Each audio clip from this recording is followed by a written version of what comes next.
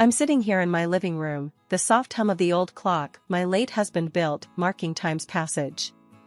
It's a small, cozy house, filled to the brim with memories, each corner telling a story of love, loss, and everything in between.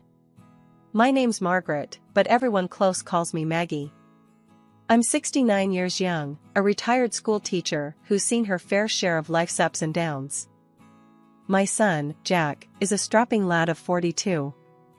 Married for more than a decade, he's got a daughter, Lily, who's as bright and lively as a 10-year-old can be. Then there's Emily, my daughter-in-law. Our relationship's been, well, complicated, to put it mildly. Mom, you sure you don't need anything else done around here? Jack's voice pulls me from my thoughts as he stands in the doorway, concern etched on his face. I shake my head, offering him a smile. I'm all set, sweetheart. This old house is holding up just fine, thanks to your dad's handiwork. He nods, though I can tell he's not entirely convinced. All right, but if you need anything, you call me, okay? Don't bother with Emily, you know how she gets. I sigh. Jack, she's your wife. I don't want to cause any trouble between you two. He shrugs, a bit of frustration showing. Yeah, well, things have been tense. But we'll manage. We always do. The conversation shifts to lighter topics, Jack filling me in on Lily's latest school project and Emily's plans for the weekend.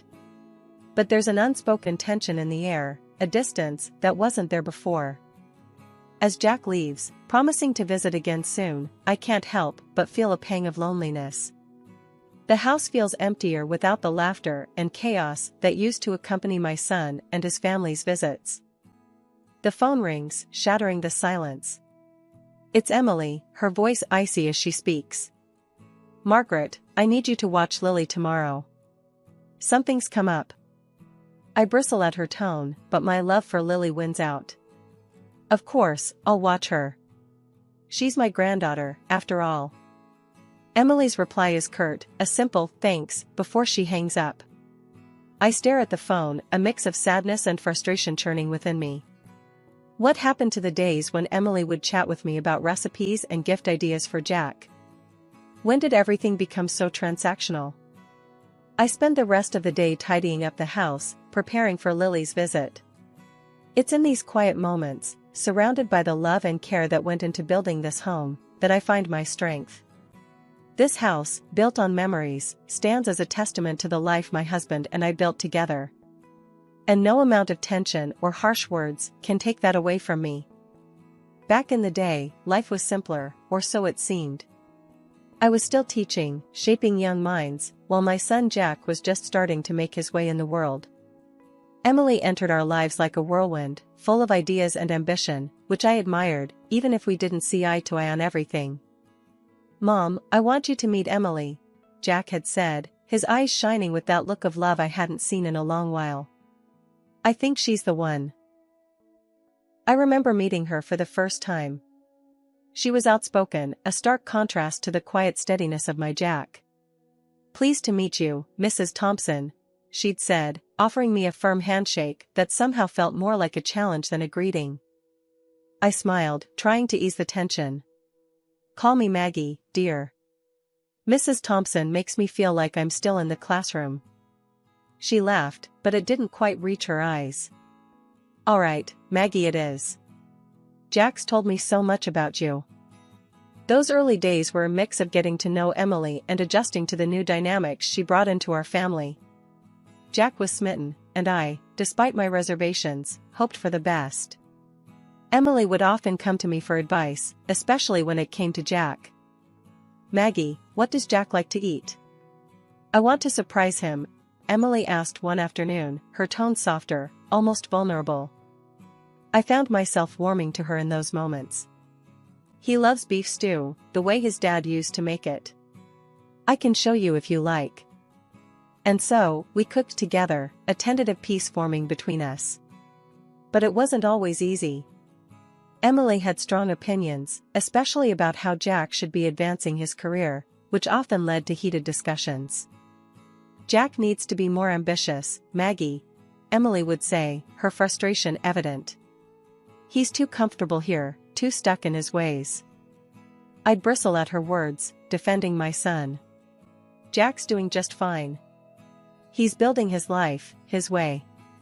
Not everyone needs to chase after money and status. She'd sigh, rolling her eyes. You don't get it.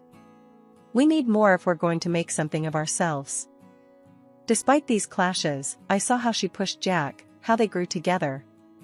When Jack landed a well-paying job and later started his own business, I couldn't help but feel a grudging respect for Emily's drive. Yet, as their fortunes changed, so did our relationship. The visits became less frequent, the conversations more strained. Emily's requests for my help or advice dwindled until they stopped altogether. I missed my granddaughter terribly in those days. Lily was a bright spark, always eager to learn, to explore. I cherished the moments she'd spend with me, her laughter filling the house with joy. Why doesn't Grandma come over anymore? I overheard Lily ask her parents one day, her voice tinged with confusion and sadness. Jack was quick to reassure her. Grandma's always welcome, sweetheart. We've just been busy, that's all. But Emily's response was cooler, more distant. Your grandma has her own life, Lily. We can't expect her to be around all the time. I bit my tongue, refusing to let the hurt show. Instead, I focused on the love I had for my family, holding on to the hope that things would improve. It was Lily's 10th birthday, a milestone I'd been looking forward to for months. I had a special gift picked out, a book of fairy tales I knew she'd love, each story carefully chosen to spark that bright imagination of hers. But then, the unexpected happened. I didn't get an invite to the party. Not a call, not a message, nothing. It was as if I'd suddenly become invisible to them. Puzzled and hurt, I picked up the phone and dialed Jack's number. He answered on the second ring, his voice cheerful yet harried. Hey, Mom. What's up? Jack, I was just wondering about Lily's birthday. Is there a party planned? I tried to keep my voice light, but a note of disappointment must have crept in. There was a pause, then, what do you mean? Emily sent you an invite weeks ago. She said you told her you couldn't make it. Said you had other plans? My heart sank. No, Jack, that's not true. I didn't receive anything. I wouldn't miss Lily's birthday for the world. I could hear the confusion in his voice as he replied, That's weird. I'm sure there's been some misunderstanding. I'll talk to Emily and get back to you. But he never did get back to me about it. The next day, through the grapevine of small-town gossip, I found out the party was happening at their house, not out of town as I'd been led to believe. Feeling a mix of anger and sadness, I decided not to confront them about it. Instead, I dropped off the gift at their doorstep early in the morning, hoping Lily would at least know I'd thought of her. A few days after the party, I bumped into Karen, a neighbor, at the grocery store. She was all too eager to spill the details of the party, not realizing I hadn't been there. Oh, Maggie, it was such a lovely do. Emily outdid herself this time. Shame you couldn't make it, though. Lily kept asking for you. Karen chattered on, unaware of the hurt her words inflicted. I forced a smile, thanking her for the update, and quickly made my excuses to leave. The walk home felt longer than usual, each step heavy with the weight of betrayal. The situation gnawed at me until I couldn't take it anymore. I needed answers. So, I called Jack again, this time more determined. Jack, we need to talk about Lily's birthday, I said, cutting straight to the chase. There was a heavy sigh on the other end. Mom, now's not a good time. We're swamped with orders at work, and Emily's not been feeling great. I persisted. I understand, but I need to know why I was told the party was somewhere else when it wasn't.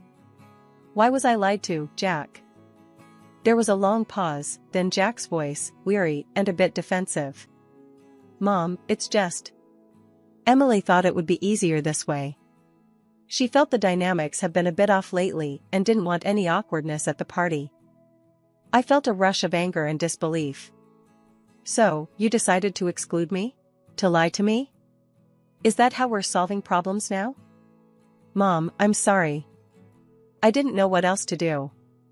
Emily, she's got a way of seeing things, and sometimes it's just easier to go along with it. He tried to explain, sounding exhausted. I was too hurt to argue further. I see. Well, I hope it was worth it. I hope lying to your mother and excluding her from her granddaughter's birthday felt easier for you. Mom, please. Jack's voice cracked a little. It's not like that. But I didn't want to hear any more excuses. I have to go, Jack. We'll talk some other time. Hanging up, I felt a mixture of sadness, anger, and resignation. It was clear that my relationship with Emily, and now perhaps even with Jack, was more fractured than I'd realized. After the birthday mess, things went quiet. Too quiet. My house, cozy as it is, started feeling too big, too empty. That's when I decided to get myself a little company. A small dog, a bundle of energy and love. Named him Buster. The moment I laid eyes on him, I knew he was the one to fill the house with life again. I couldn't wait to tell Lily about Buster. She's always loved animals, and I thought this might just be the thing to get her to visit. Picking up the phone, I dialed their number, heart racing a bit as it rang. Grandma. Lily's voice, bright and cheerful, filled my ears the moment she picked up. How are you? Doing just fine, love. Guess what? I've got a surprise for you. A little dog named Buster, I said, unable to keep the excitement from my voice. Really? A dog? That's awesome. I want to see him. Can I come over? Her enthusiasm was music to my ears. Of course, sweetheart. Anytime you want, I replied, feeling a warmth spread through me. Turns out, I didn't have to wait long. That very afternoon, the doorbell rang. There stood Emily, looking as if she'd rather be anywhere else, and Lily, eyes sparkling with excitement. We can't stay long, Emily announced, barely crossing the threshold. Ignoring the tension, I ushered them into the kitchen, deciding to make the best of it.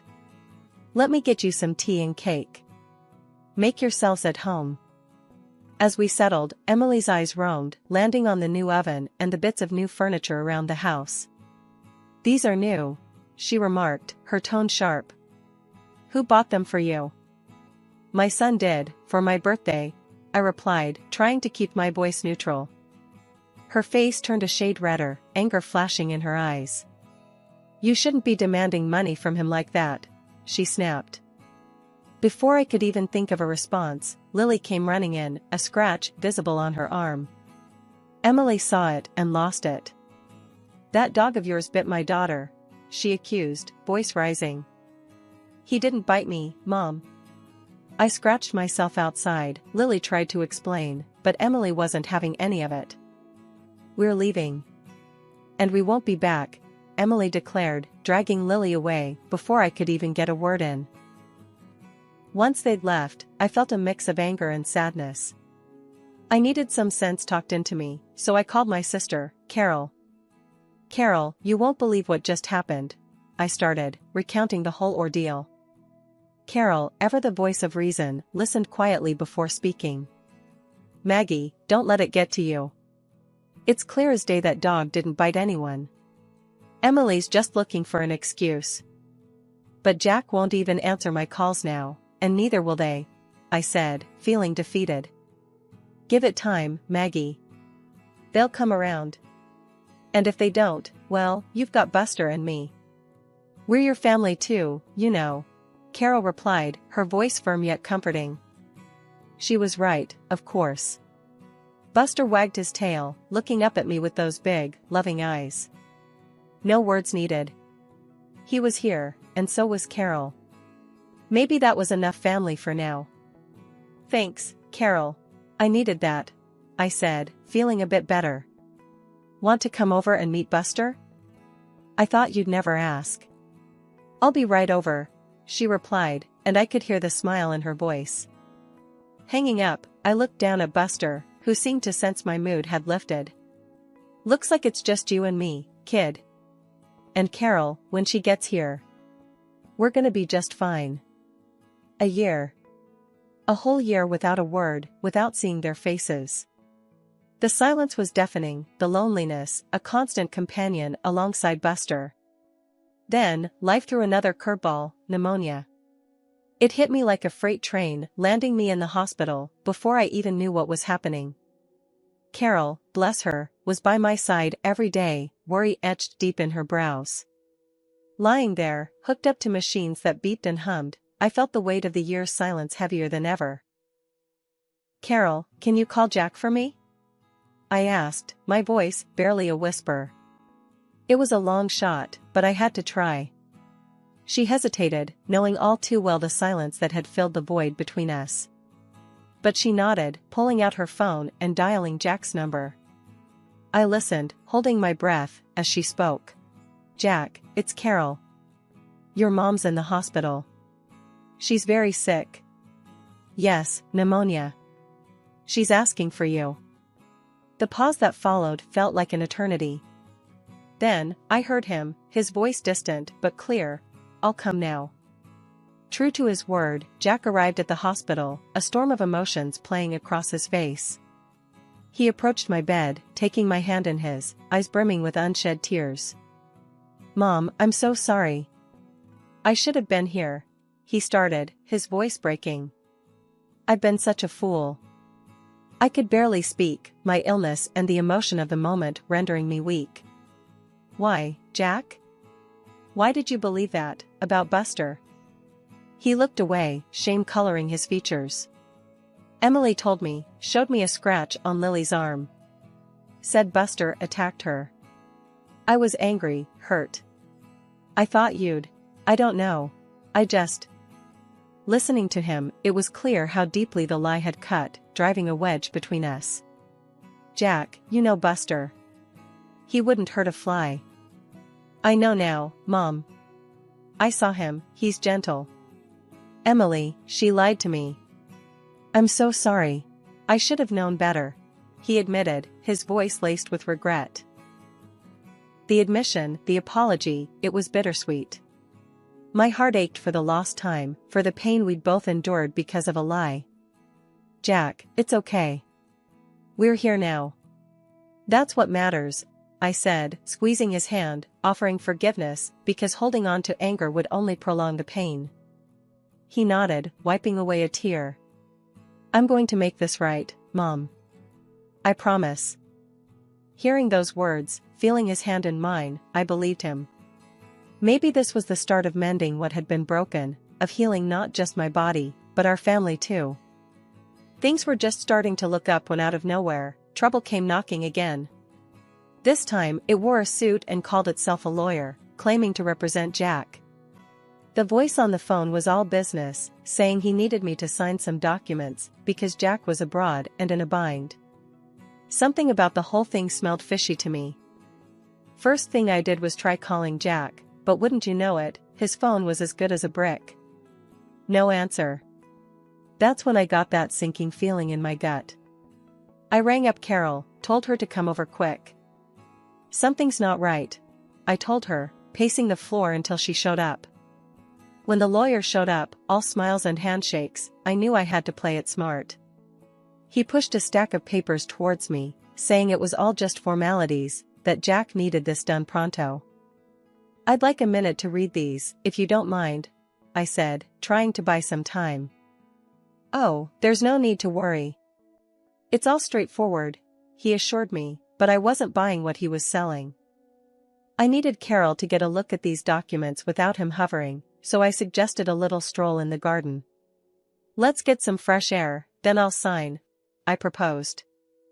To my surprise, he agreed. While we were outside, Carol was inside, snapping pictures of the documents with her phone. Turns out, those papers were nothing short of a nightmare. They were trying to get me to sell my house for peanuts and ship off to a nursing home, claiming I was too sick to take care of myself. Before I could process it all, Emily stormed in, red-faced and yelling like a banshee. "Just sign the damn papers, Margaret. Don't make this harder than it has to be." I stood my ground, refusing to be bullied.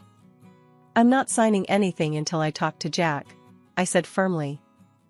That's when I called the police. Emily was livid, spewing lies about me having dementia, trying to paint me as some doddering old fool. The police showed up, and Emily switched gears, playing the concerned family member. But we had proof. I showed them the audio recording of the lawyer's spiel, and Carol showed them the photos she'd taken of the documents. Emily's tune changed real quick, then.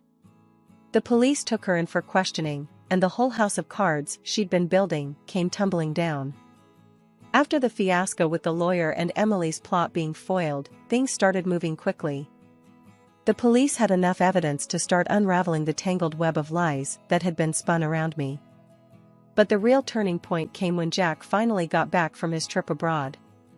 He was shocked to learn about the chaos that had unfolded in his absence. Jack came straight to my house, a mix of worry and anger clouding his face. "Mom, I just landed and heard about what happened. Can you fill me in on everything?"